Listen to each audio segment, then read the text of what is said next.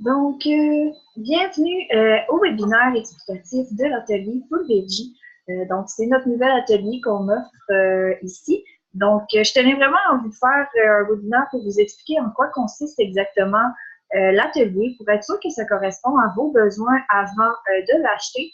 Je sais que c'est difficile là, de correspondre à tous les régimes qui existent au niveau des élections pour les allaitements. Donc, je voulais vraiment que vous ayez un moyen de savoir et d'être certain que ça correspondait à vos besoins.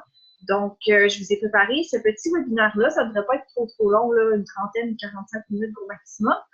Au moins, mais ça va vous permettre de faire le tour avec moi de l'atelier, du processus qu'on a traversé pour se rendre jusqu'au résultat final et comme ça, d'avoir une bonne idée de ce pourquoi vous payez. Donc, qui suis-je? Moi, je suis Jessica Desbiens, j'ai 25 ans, je suis à deux garçons. Tommy va avoir 4 ans cet été. Lucas a 18 mois dans 2 mois à peu près. Et je suis enceinte de 18 semaines. Tommy, il a le syndrome d'entérocolique induite par les protéines alimentaires, donc ce qu'on nomme souvent le CIPA. Ça se caractérise par des allergies retardées, donc beaucoup d'intolérances alimentaires qui peuvent causer des vomissements, des diarrhées si intenses que ça mène à une déshydratation. Donc, au final, on est obligé de l'hospitaliser. On a été chanceux, on n'a jamais eu à le faire jusqu'à présent parce que les réactions ont quand même toujours été bien contrôlées. On les a trouvées assez rapidement, là, on éliminait le plus vite possible l'allergène, puis on était capable de s'en sortir quand même pas trop pire. Mais c'est vraiment un syndrome qui touche beaucoup de mamans, puis qui est vraiment difficile à gérer par rapport à ça, parce que justement, un enfant peut tolérer une certaine quantité d'un aliment, mais pas une autre. Nous, Tommy, c'était cyclique. À chaque 3 mois, il passait une semaine à être malade, puis ensuite, tranquillement, il recommençait à manger. Puis à chaque 3 mois, là, ça recommençait. Il faisait comme il se purgeait. Lui, c'était le blé qui faisait ça. Fait que, dans le fond, vu qu'il ne mangeait pas pendant une semaine, ben, son corps éliminait tout le gluten. Puis ensuite, ben, il recommençait à en manger. Le problème, le cycle recommençait dans le fond. Puis à chaque 3 mois, comme ça, il était malade jusqu'à ce qu'on retire. On a retiré plusieurs aliments en même temps, le blé, les noix, les légumineuses. On a vraiment retiré une coupe à ce moment-là. Donc, à savoir exactement c'est quel qui causait ça, c'est un petit peu plus difficile. On n'a pas vraiment l'intention de réintroduire non plus pour le moment. On n'est pas pressé. Fait qu'on verra comment le temps nous dira. J'ai aussi Lucas, qui a plusieurs intolérances alimentaires. Je l'ai allaité jusqu'à 10 mois et demi avec régime d'éviction très strict. Là. Je mangeais à peu près une trentaine d'aliments là, pour mon allaitement.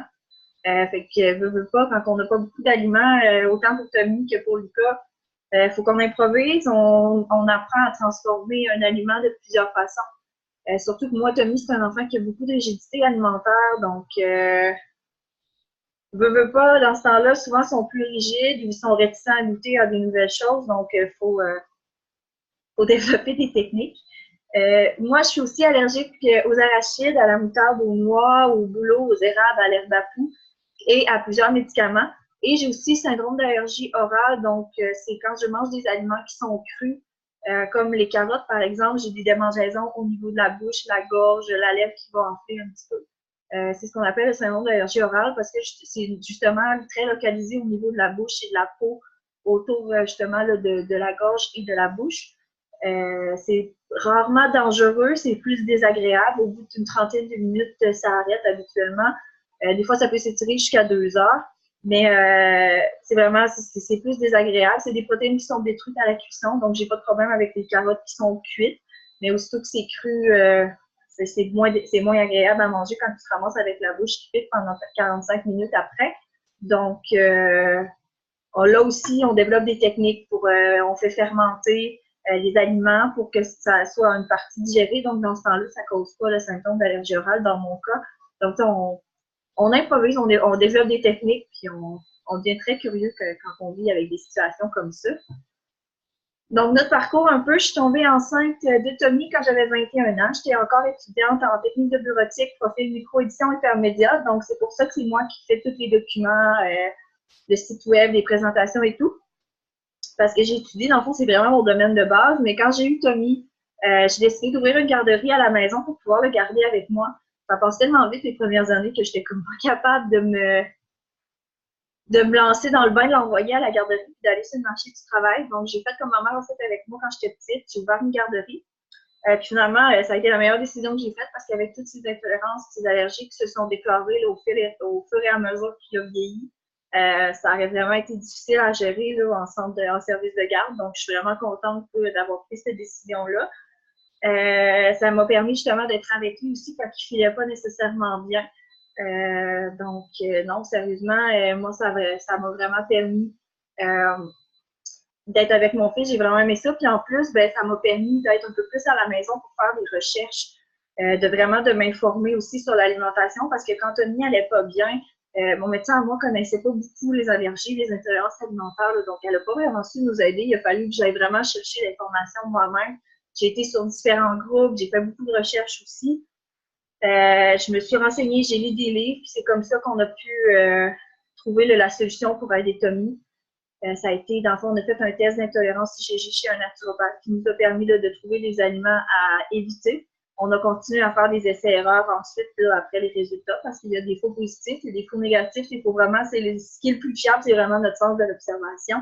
Donc, on a vraiment là, un pas à la fois. On a avancé dans le régime à Tommy, puis on a pu trouver là, une solution. Je suis tombée enceinte de Lucas environ 18 mois quand Tommy avait 18 mois. Ça a été une grossesse. Moi, j'ai toujours eu quand même des belles grossesses. Je suis chanceuse là-dessus. Mais je prends une gorgée.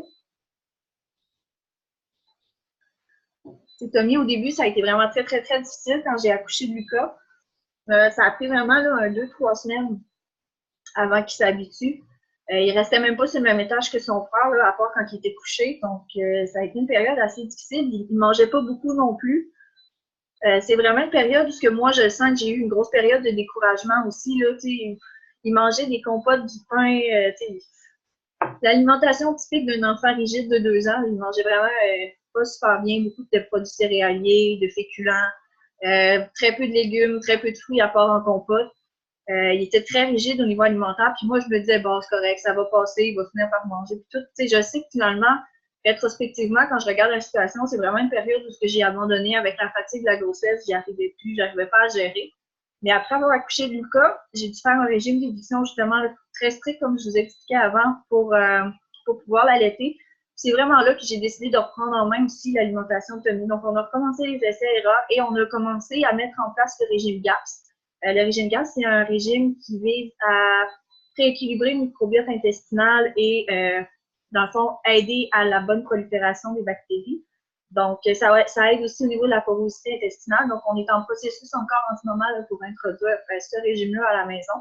On fait la transition tranquillement parce que moi, physiquement, avec la grossesse, il faut vraiment que je fasse attention à ce genre de stress-là. C'est pas super bon pour le bébé, donc on y va tranquillement. On établit des nouvelles routines quotidiennement. Et comme ça, là, tranquillement, on fait un petit pas à la fois vers le régime. Mais tu sais, c'est toutes des choses qui m'ont permis de vraiment apprendre des connaissances un peu partout, puis d'apprendre qu'est-ce qui était bon pour le système digestif.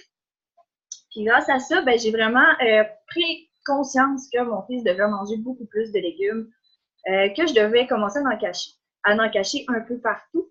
Donc, c'est là que j'ai commencé à fonder l'atelier Full Veggie, vraiment en focusant sur l'intégration des légumes camouflés par le chocolat ou la levure nutritionnelle qui venait donner des petites saveurs, soit de fromage ou de chocolat, avec différents aliments. Donc, c'est vraiment là, quand j'ai décidé là, de miser sur le régime GAP, parce que moi, ça a comme réveillé une cloche dans ma tête, parce que là, je me suis dit, bon, ben c'est un régime qui est constitué principalement de viande et de légumes. Donc, là, il faut qu'on y aille. On fonce, on y va. Donc, j'ai commencé à cacher des légumes un peu partout. C'est ça. J'ai débuté la conception il y a à peu près 1 an. Puis, tu sais, je voulais vraiment que ça soit des recettes faciles parce que, tu sais, moi aussi, j'ai une garderie à la maison, puis j'en ai 2. Je suis enceinte le soir, je suis fatiguée quand il arrive l'heure du souper. Ça me tente pas de passer 2 heures dans la cuisine. Tu sais, même si j'ai eu toute la journée à la maison, des fois, je pars des choses dans la mijoteuse, mais tu sais, ça reste que c'est des grosses journées. Puis, tu sais, moi, j'ai 7 enfants ici, là, à longueur de journée à gérer. Les chicanes, un tel m'a volé mon jouet. Donc, c'est de la gestion. J'ai pas toujours le temps là, de préparer le souper à l'avance. Donc, je voulais vraiment des recettes faciles qui ne prenaient pas 10 minutes pour couper un ingrédient, 10 minutes pour en couper un autre, puis qu'au final, 1 heure après, on n'avait toujours pas de souper. Là, je voulais vraiment des recettes qui étaient faciles. Donc, on a travaillé fort, ça a vraiment été long, mais toutes nos recettes sont sans protéines de lait de vache, sans protéines bovines, sans soya, sans gluten, sans arachides, sans noix. Les noix, c'est important de noter. Hein, nous, on utilise des amandes et de la noix de coco parce que c'est des fruits à coque et non pas des noix. Mais il y a quelques recettes, là, dont une recette qui contient seulement de la farine d'amande. Donc, c'est sûr que si vous avez une allergie aux amandes, vous avez au moins une recette que vous ne pourrez pas faire. La majorité des autres recettes s'adaptent ou vous pouvez tout simplement changer la farine pour autre chose. On est aussi sans moutarde, sans maïs, sans sucre raffiné et sans colorant. Il y a aussi seulement 2 recettes qui contiennent des œufs qui ne sont pas vraiment remplaçables. Là. Donc, j'ai vraiment essayé différentes techniques pour remplacer les œufs. Les résultats n'étaient pas bons. Donc, je ne les mettrai pas, je ne vous mets pas des substituts d'œufs si ça n'a pas fonctionné pour moi. Donc, c'est sûr que si vous voulez l'essayer à la maison, vous pourriez. Mais moi, comme je vous dis, il y a 2 recettes à l'intérieur de l'atelier qui, pour moi, les œufs ne sont pas vraiment là, remplaçables parce que ça ne se fait pas vraiment super bien. Donc, on va commencer par faire le tour des recettes. Je vais prendre une petite gorgée.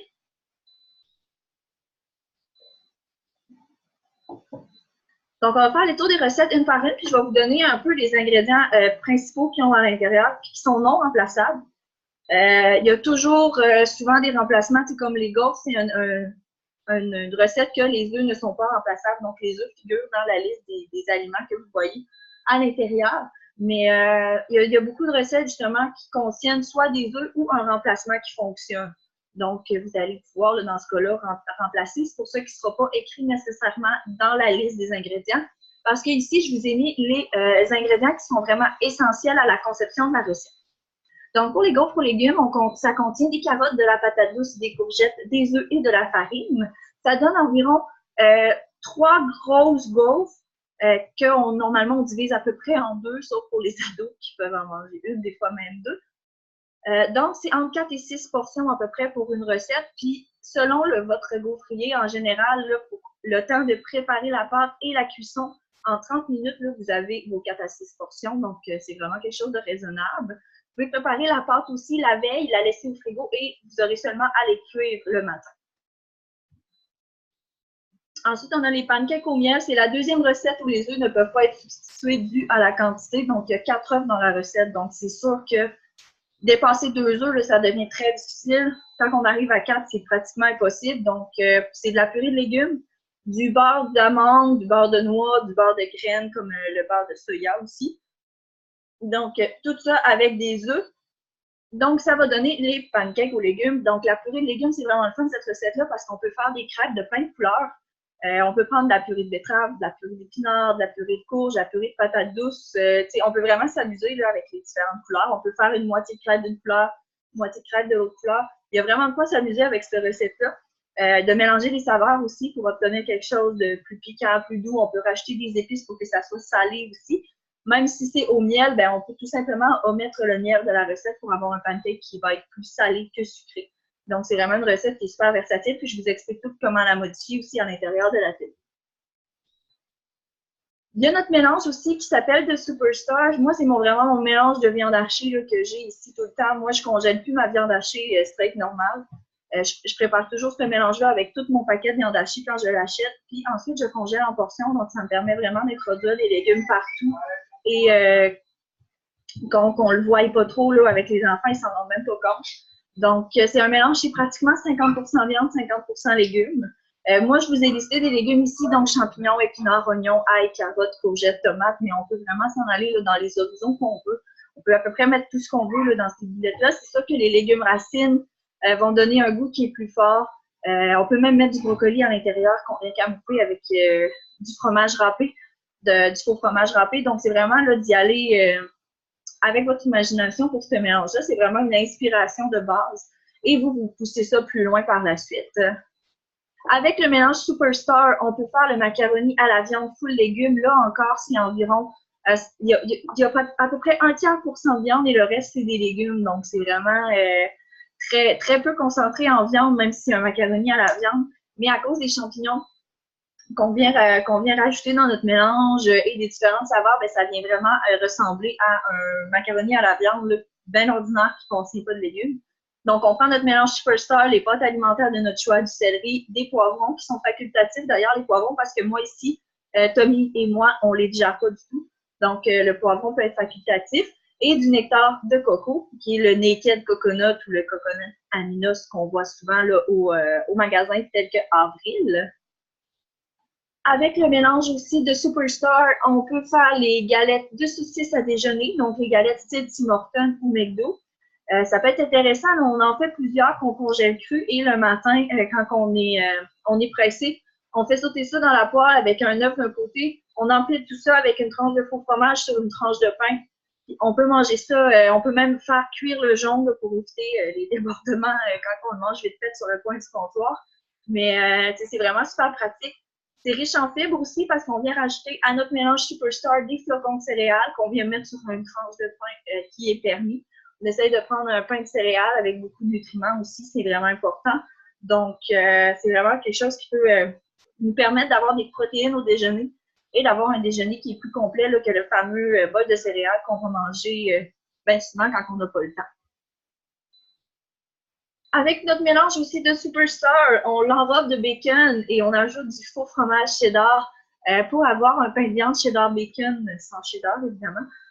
Ça aussi, c'est vraiment ça, c'est une interprétation de la recette, mais vous pouvez rajouter encore plus de légumes. Vous pouvez vraiment mixer ça un peu comme vous voulez pour avoir les saveurs de pain de viande qui vous conviennent.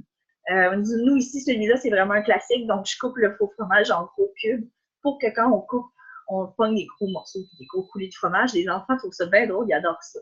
Donc, c'est vraiment une façon. Puis comme on utilise notre mélange de Superstar qui est à 50% de viande et 50% de légumes, ça amène quelque chose de vraiment intéressant. Puis on est capable de servir ça avec quelques légumes qu'ils acceptent de manger. Bien, ça peut nous permettre d'avoir un repas qui est vraiment là, super équilibré, même si c'est un pain de viande classique que normalement on accompagnerait d'une montagne de patates pilées. Il y a façon de faire ça équilibré. On a aussi, avec notre mélange de Superstar, on fait seulement mouler notre mélange en forme de saucisse pour avoir des saucisses aux légumes sans boyaux. Donc, quel enfant n'aime pas les saucisses? Nous, ici, c'est vraiment un must, que ce soit à la maison ou à la garderie. À toutes les fois que je fais une batch de saucisses, ça me tente jamais très, très longtemps parce que je m'en fais demander à répétition. Donc, c'est vraiment une super belle façon de faire manger ça avec des légumes aux enfants. On peut acheter ça avec des pâtes. On peut même servir ça sauté avec des patates le matin. On fait des saucisses le soir même. Le lendemain, on prend le reste des saucisses qu'on fait sauter dans la poêle avec des saucisses, on rajoute du poivron et d'autres légumes là, pour avoir un bel fricassé déjeuner du matin. Ça peut vraiment être super agréable le dimanche matin. Là. Nous autres, on aime bien ça. Les croquettes de légumes, donc ça, c'est sûr que c'est plus un accompagnement qu'un repas à proprement parler. Nous, les enfants, honnêtement, ils adorent ça. Des fois, on fait des festins de croquettes. Donc, on fait des croquettes de poisson, des croquettes de poulet et des croquettes de légumes qu'on vient vraiment là, mettre sur un plateau tout ensemble avec des différentes trempettes. Donc, les enfants prennent les croquettes qu'ils veulent. Mais tu sais, je fais vraiment beaucoup de croquettes de légumes puis pas énormément de croquettes de poulet et de poisson pour que les enfants aient pas vraiment le choix de manger des croquettes de légumes. Donc, on met ça sur la table là, avec des trempettes. Les enfants adorent ça. Ils peuvent tremper comme ils veulent. Là aussi, vous pouvez adapter les légumes qui sont inclus à l'intérieur. C'est de faire attention aux légumes qui contiennent beaucoup d'eau. C'est comme la courgette, il faut l'égoutter pour enlever un maximum d'eau possible parce que sinon, les croquettes ne tiennent pas super bien et ça vient se défaire. Nous, on n'utilise pas des œufs, on utilise du lin. Mais éventuellement, si vous, l'allergie aux œufs ne pose pas de problème chez vous, vous pourriez utiliser, vous, des œufs pour augmenter aussi l'apport en protéines. Donc, ici, on a nos croquettes de poisson. Moi, je prends un reste de poisson là, qui est dans le frigo avec de la purée de légumes et des légumes râpés. On mélange tout ça ensemble. Les œufs, encore une fois, sont facultatifs dans cette recette-là. C'est sûr que ça aide à ce que la croquette se tienne plus, mais regardez celles-ci qui ont été moulées en forme de poisson ne contenaient pas d'œufs pour que mon petit dernier puisse en manger. Là. Donc, ça se tient quand même là, super bien. C'est juste qu'il faut les faire cuire plus tranquillement pour être sûr que tout tienne ensemble. Mais c'est vraiment des super bonnes croquettes. Là. Moi, j'en fais une grosse batch là, quand je prévois de le faire. Puis, sérieux, là, on passe ça là, des fois là, en dedans de 2-3 semaines. Les enfants adorent ça. Vous pouvez les mouler aussi dans la forme que vous voulez. Là. Des fois, ça rend ça le fun pour les enfants puis ça facilite les repas. On a aussi une pizza aux légumes, mais pas de légumes. Donc, les légumes qui sont tout cachés, on ne les voit pas. Donc, ici, la pâte à pizza va être une pâte à pizza à base de chou-fleur. Donc, c'est vraiment super intéressant. Et ça goûte le chou-fleur, ça goûte vraiment Mais quand on l'ajoute avec la sauce tomate, les herbes, le faux fromage, ben ça finit qu'on perd complètement le goût du chou-fleur. Donc, vraiment une belle façon de faire passer des légumes incognito à vos enfants. Puis ça fait une pâte mince, un petit peu croquante. C'est vraiment super bon. Donc, c'est seulement du chou-fleur et de la farine là, dans cette recette-là. Là. Donc, si jamais ça peut vous intéresser, ça peut vraiment sauver la vie. Puis ça se congèle super bien en plus. Et avec ça, on vous met une sauce à pizza super boostée, donc vraiment plein de légumes, même si ça passe ni vu ni connu. C'est des tomates, des aubergines, des champignons, carottes, courgettes, oignons et de l'ail qu'on vient racheter sur la pizza avant de parsemer le fromage. Donc, on a l'air d'avoir une pizza traditionnelle au fromage, mais c'est rempli de légumes et de bonnes choses. Puis en plus, si jamais vos enfants sont un petit peu moins rigides, puis vous êtes capable d'acheter des légumes dessus en plus, ben vraiment, là, vous avez vraiment un repas qui est vraiment super bien. On peut rajouter de la viande aussi, comme des pepperonis ou du poulet. Ça, c'est vraiment à votre choix. Vous montez votre pizza comme vous voulez après. On a aussi le ragoût de poulet aux heures d'automne. Mon fils adore, sérieusement. Quand je fais les mijotos de ça, je fais vraiment une grosse batch. Puis je pense qu'il mangerait que ça toute la semaine s'il pouvait. C'est vraiment... c'est la première recette que j'ai réussi à créer pour que mon fils mange des légumes. C'est la toute première, c'est celle-là. C'est du poulet, de la courge, des carottes, de l'ail et notre ingrédient secret. On utilise du safran à l'intérieur de ce poulet-là. Mais il est facultatif, vous n'êtes même pas obligé de l'acheter. Le safran, c'est quand même assez dispendieux. Donc, si jamais c'est quelque chose qui est moins possible, vous pouvez le mettre et la recette est tout aussi bonne. On a aussi notre super béchamel de chou-fleur, vraiment passe-partout, qui peut être utilisé partout. Moi, je la canne, je la congèle, ça fait super bien. C'est du chou-fleur, de l'oignon, une boisson végétale, donc vous pouvez utiliser celle que vous voulez. C'est sûr qu'on suggère de prendre des boissons qui ne goûtent pas trop fort, mais comme les goûts sont facultatifs, certains vont trouver que la noix de coco goûte très fort, d'autres que ça ne goûte rien. Donc, c'est vraiment de voir le goût, le lait qui vous convient. On ajoute à ça du bouillon. On peut prendre du bouillon de légumes ou du bouillon de poulet. Moi, ici, j'utilise principalement du bouillon de poulet, mais pour la version vegan, on peut utiliser le bouillon de légumes sans problème. On a aussi la levure nutritionnelle qui vient nous donner le petit kick de fromage parmesan, là, souvent qu'on trouve dans les béchamels. Donc, ça vient vraiment remplacer. C'est vraiment là, à confondre, mais c'est rempli de bons nutriments. Et c'est passe-partout. On peut l'utiliser autant dans les lasagnes, sur les pâtes. Moi, je l'adore sur une couche spaghetti avec une macédoine de légumes style à la King. Là, ça fait vraiment super bon. Ensuite, on a les chips de licorne qui sont notre grignotine salée. C'est des chips de légumes, rien de plus compliqué que ça, mais on amène ça pour les enfants. On peut même inclure des chips de pommes aussi à l'intérieur pour essayer de surprendre les enfants une fois de temps en temps. Donc, vous avez la recette. On a aussi les muffins de héros qui sont adaptés un petit peu des galettes de super-héros de cuisine futée par empressé. Donc, champignons, courgettes, carottes, courges, farine, flocons de céréales. Donc, on peut utiliser flocons d'avoine, flocons de quinoa ou flocons de millet à notre guise et du cacao. Les pépites de chocolat aussi sont facultatives. Nous, on prend ici les 100 produits laitiers Camino ou, je ne me rappelle plus l'autre marque, j'ai un blanc. Nous, on prend les Camino aussi. Donc, c'est vraiment facultatif. Et on ne goûte pas du tout les légumes, donc c'est vraiment génial là, pour les petits enfants difficiles. On a les muffins de Tortue Ninja. Ici, sérieusement, c'est genre les préférés à Tommy. C'est les muffins aux épinards. Donc, les muffins verts de Tortue Ninja, auxquels on ajoute justement la farine, les épinards, le lin, la boisson végétale et les bananes. Sérieusement, depuis que j'ai toute cette recette-là, il faut que j'en fasse à chaque semaine parce que Tommy en veut tout le temps. C'est vraiment un must ici. Les muffins verts. On a aussi nos muffins roses, donc les muffins de princesse, qui contiennent, dans le fond, comme ingrédients obligatoires, la farine, la courge et la betterave. On a aussi là, du jus de betterave aussi, si on veut augmenter la couleur de rose. Il y a des remplacements d'œufs, on peut le faire avec des œufs aussi. Ça, c'est à votre guise, donc vraiment intéressant là, pour les petites princesses. Moi, souvent, je fais les deux quand on a une fête d'amis. Donc, les filles ont les roses, les garçons ont les verts. Ou ils choisissent là, à leur guise la couleur qu'ils veulent, mais les enfants aiment bien d'habitude. On a notre pudding choco-avocat. Ça, sérieusement, c'est notre gâterie du dimanche avec Tommy. On fait une trompette au chocolat. Donc, j'ai fait un pudding choco-avocat auquel j'ajoute toujours une petite portion de fruits. Tommy, je suis chanceuse, des bananes, ça passe bien. Les fraises, c'est moi qui les mange. Mais les bananes, ça passe super bien. Là, donc, on prend une fourchette et on trempe ça dans le pudding. Tommy adore le concept. Et c'est des avocats, des bananes et du cacao à l'intérieur qu'on vient mettre avec une source de sucre. On peut utiliser du miel, du sirop d'érable, c'est vraiment notre guise. mais c'est sans sucre raffiné, là, donc vraiment une bonne option là, pour une petite gâterie là, une fois de temps en temps. On a aussi notre gâteau choco-betterave, donc qui est super bon, qui se congèle, qui se coupe, qui donne à peu près une dizaine de portions. C'est sûr qu'on peut grossir les points un peu, quand même un gâteau à la betterave. On pourrait aller à 8 portions aussi, si vous voulez. Donc, on a farine, des amandes, parce que ça prend, c'est la seule recette, dans le fond, qu'il y a vraiment des amandes à l'intérieur qui ne peuvent pas vraiment être remplacées, parce que c'est de la farine d'amande qu'on utilise, en plus d'utiliser du beurre d'amande. Donc, ça devient difficile là, à remplacer les deux. Mais on pourrait prendre, par exemple, une farine de pois chiche et un beurre de tournesol, par exemple. Ça serait à essayer, mais comme je vous dis, moi, je ne l'ai pas testé, là, donc je ne peux pas vous dire que ça fonctionne bien ni que le goût est présent. Donc, ça serait à vous de vous amuser avec cette recette-là, si jamais ça vous dit.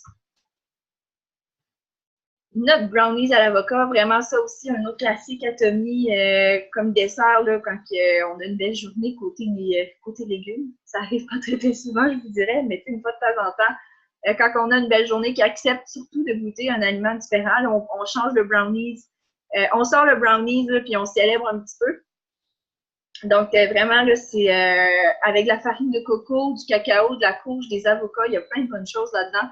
C'est vraiment là, un petit dessert là, cochon là, sans trop de culpabilité. Donc, qui peut vraiment là, vous permettre de vous gâter, vous aussi, là, en tant que maman. Les recettes sont pas juste pour les enfants. Donc, j'espère vraiment vous voir lors de notre premier atelier qui sera le 12 mai de 9h30 à 12h30 au Centre des familles monoparentales et recomposées. Si jamais vous voulez plus d'informations, n'hésitez pas à m'écrire, ça va me faire plaisir de vous répondre. Le tarif est de 120 $ par personne pour l'atelier. Vous pouvez aussi acheter seulement le livre à 60 $. Donc, vous avez tout simplement à m'écrire. Ça va me faire plaisir de vous donner plus d'informations. Je vous souhaite une excellente journée.